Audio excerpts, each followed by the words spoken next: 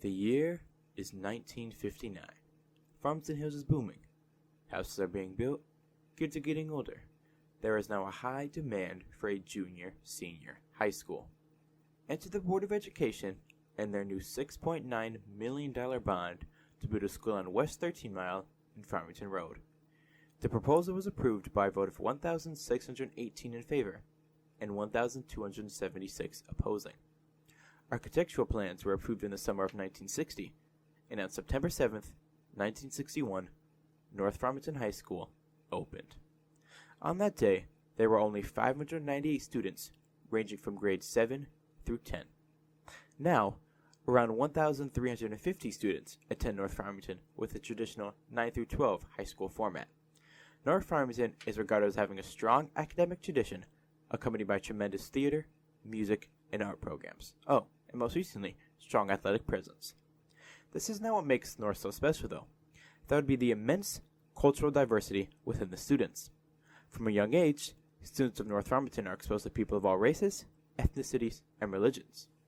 This cultural exposure is one that most kids in the United States do not receive until later in life.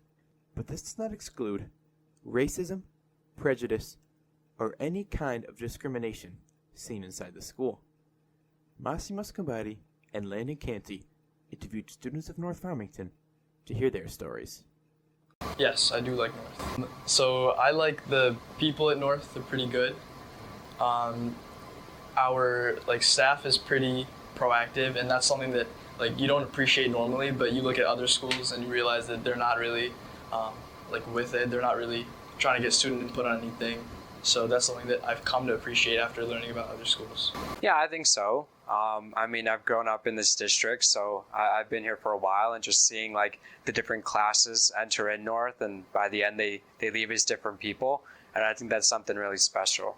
Of course, there's always problems with different schools, but I think overall I really enjoy North Farmington. North Farmington is all right, but it could use a few improvements. Like what? I think our school lunch is really bad, and I think that I also think we have too many fights, and I also think that we should get new hall monitors. Yes, I do like North. The school as a whole is a great community, and the people that make up the school, I think that's really what makes a school and why I love it, the people. No. How come?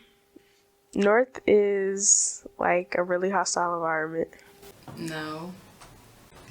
I mean, it's not like I don't like it, I just have no strong feelings about it, especially because I think now it's more positive only because we haven't been here in 2 years, so I was happy to come back.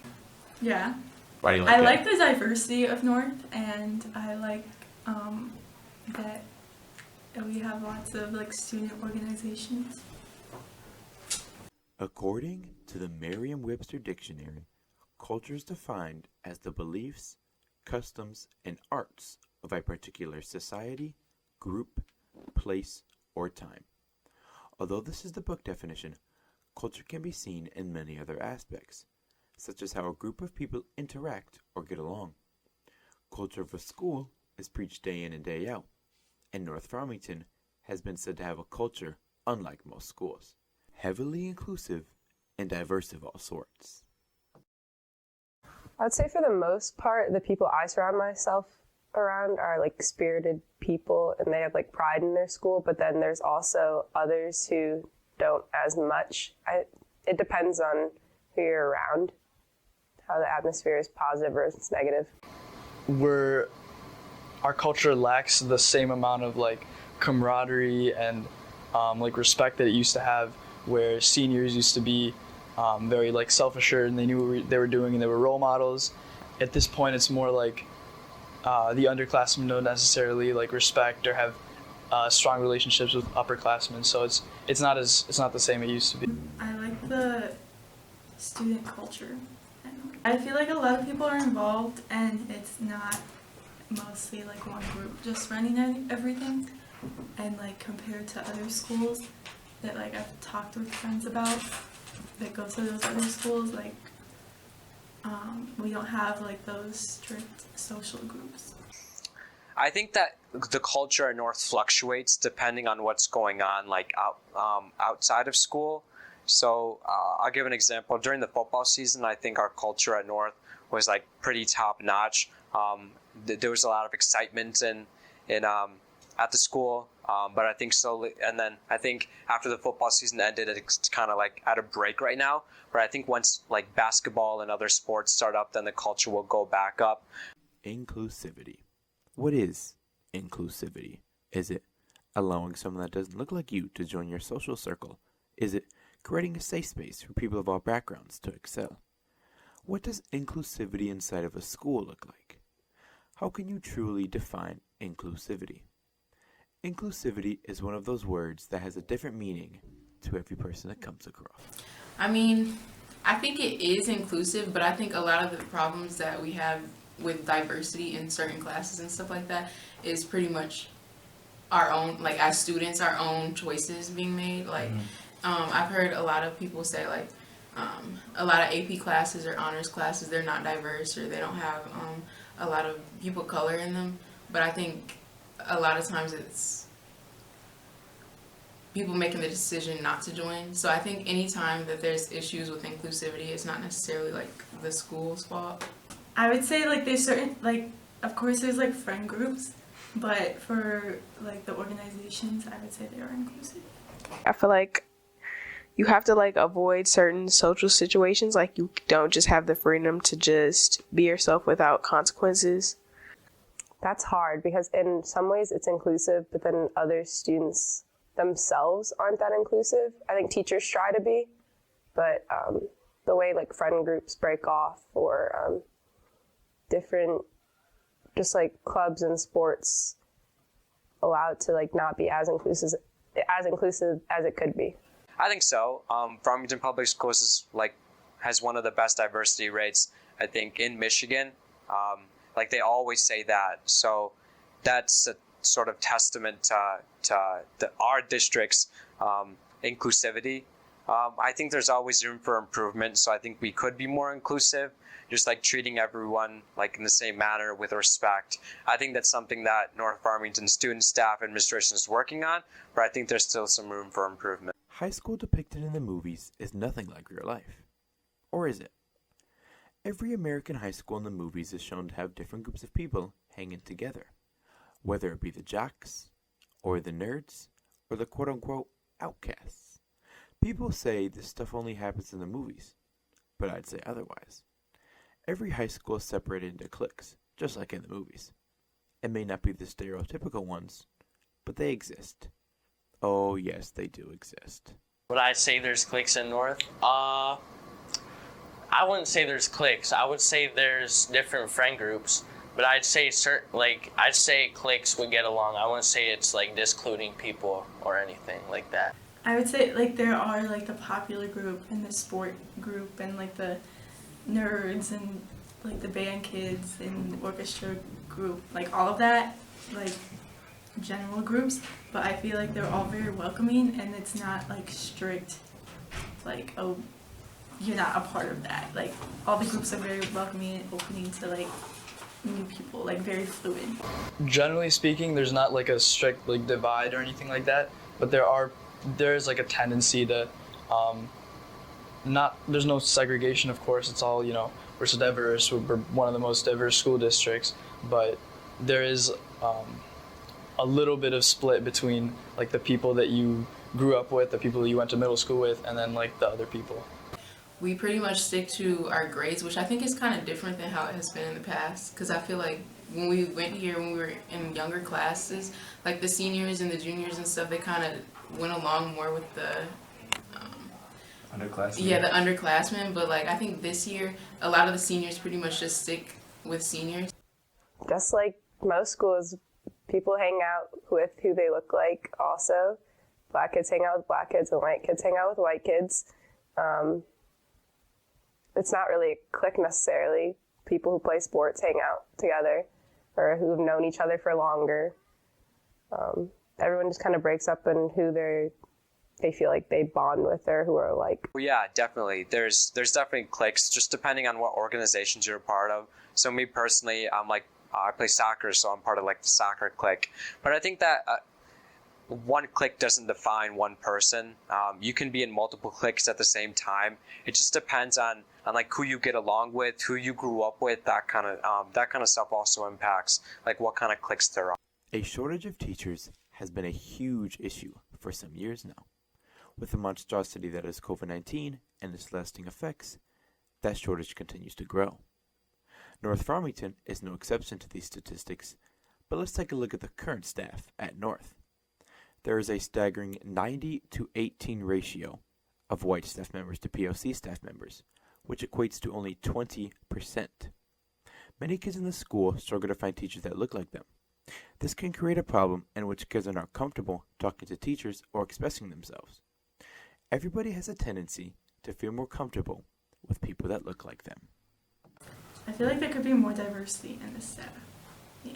Saying there could be more black teachers. Like, yeah, or Asian. Just minority just teachers. not white, Minority anything teachers. but white Yeah, teachers. I feel like we have a large majority of white teachers. Yeah, I think there's enough diversity in the staff. I think I have like very diverse teachers. So that's something that I didn't notice until I think sophomore year, that someone pointed out that most of the staff is like white, and I didn't realize that until that point. So that's not something that I really thought about at all, but it's not super diverse now that I think about it. So like freshman year, we only had like one or two staff members who we could say, and obviously our assistant principal. But like this year, we have a lot of new staff. I think not new, but like staff members who are black, like our Minority. Yeah. Minority staff. Yeah, our we have a new art teacher who's black, and so I think it got better, and I think they're trying to get better, especially now because there's like just in general with school districts, there's a shortage on teachers and stuff like that. So I think they're trying to get better about it. But I think in some subjects you see like gender roles play a large part. So I'll give an example. In a lot of social studies rooms, there's a lot of male teachers. In a lot of science rooms, there's a lot of female teachers. So I don't know where that bias comes from. Maybe it's just like how we grow up based on our gender roles. So I'm not really sure about that, but of course there could always be like more ethnicities in different areas. So getting more female teachers into the social studies department, getting more male teachers into the science department. Although I'm sure most teachers try their hardest not to pick favorites, or to favor one social group over the other. But people have tendencies. The fault of these unconscious tendencies is to choose someone over another just because you can, or because you like them a little more. It's sort of like your parents saying they have no favorites, and then buying your brother that brand new video game. Teachers may not mean to pick favorites, but we know they do. We all know they do. I'd say that most teachers don't favor kids. They just teach their stuff and go on with their day, do their job. So I think, at least in relation to like people being in the hallway, you'll get barked at regardless of who you are. Classes can be very different, whether you're in what type of class you're in, if you're an upperclassman or underclassman, if you're in an honors class or a non-honors class, the environment can be very different. But from what I've seen, there's no like really explicit favoritism, and there's not the sort of like interaction where a teacher can even say like, oh, that answer is good, that answer is not good, because there's just not that sort of class discussion. So it's pretty much just like the people who, because we talked about this year a lot about the issues with the hall monitors, because everybody has issues with them because they're just very aggressive this year. But so I think a lot of times they seem to trust people who they know or they know are in certain groups, like I'll just say the Alyssa Peaks and the like the student body president, like all that, those type of people have more favoritism like with staff. I think if you talk more, it's easier for teachers to create a bond with you, and with that bond, that can induce favoritism. So I think a person's level of openness has a big part into whether they're favored or not favored. Everyone faces challenges and goes through different hardships in life. School is a place where these should be kept away from. School is meant to be a safe space, a place for kids to come get their education and to grow as individuals. Although not the school's fault, discrimination does happen, and it must be talked about. Scenarios of slight racism or subtle comments are still alive and very well kicking. These may seem small and harmless to an outside eye, but to those who have to deal with these issues on a common occurrence, they are not harmless. They are a problem, a big problem. Seen, yes. Experience myself, I can't pick out a time, but I've definitely seen. It's picked up. No, because then I have to get into teachers. Okay. You know, when anybody says something that's like racist or anything, usually they get it comes out to the light and everybody's aware of it, and nobody likes people being racist, so usually action is taken for when people do that kind of stuff. Yes, I was just gonna say. So today I went to the hot chocolate I got hot chocolate and I got cookies, and the kids at my table were talking about how overpriced it was, and I was like, well, yeah, but I got this, and this for like $6, and there was a kid at my table and he was like, oh, you had to steal something, and I was like, for real? Like, he was like, yeah, you had to steal it. Like, there's no way it was that price. And I was like, well, maybe they rung it up wrong. Like, there are other options other than that. And he was like, no, you stole it. And I was like, okay. Yeah. So, like, I've obviously, like, I'm black. Yeah. And I've obviously experienced, like, just dumbass comments. Like, can I curse? My bad. Yeah, you can. Yeah. But I've had, like, dumb comments here and there from people. And also, like, our own people in our class, we've had people, calling people the N-word and, like, stuff like that. Yeah. But I've also seen, like, some of my friends, we have this English teacher who won't be named, and they said that they got graded lower because of their topic, which was police brutality. And the teacher was a known Trump supporter, so I definitely didn't know that there were kids who like felt like that or felt like it was okay to say that, like, and then like because it was a table of 5 and he has 2 like friends that are girls that sit there too, and they like were agreeing. Discrimination, I would say I've seen discrimination against gender, like teachers will let, like, I don't know, like girls do stuff, but they won't let a guy do the same thing. I say, me personally, I haven't experienced any, but I think I've seen some. Sometimes we have this sort of microaggressions or like unconscious bias towards certain people, and I think that kind of plays along the roles of like discrimination, which is very unfortunate.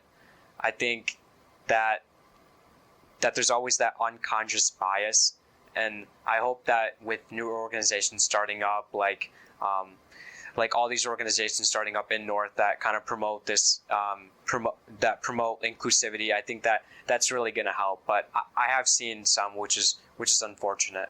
I have never every time my whole bias and my whole point of view, I've always told people like I've never experienced racial discrimination before. So it changed. I was like, oh my gosh, this is my first like discriminatory experience.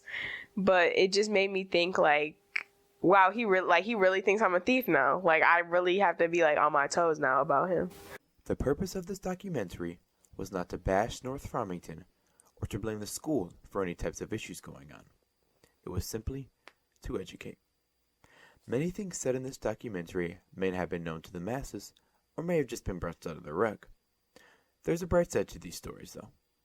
North Farmington has impacted students in many ways, whether it's learning life lessons or future leadership skills.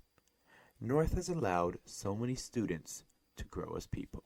I think North has allowed me to grow as a person because the opportunities it's allowed for me, but I don't know how much it's pushed me also. So it's had its pros and cons.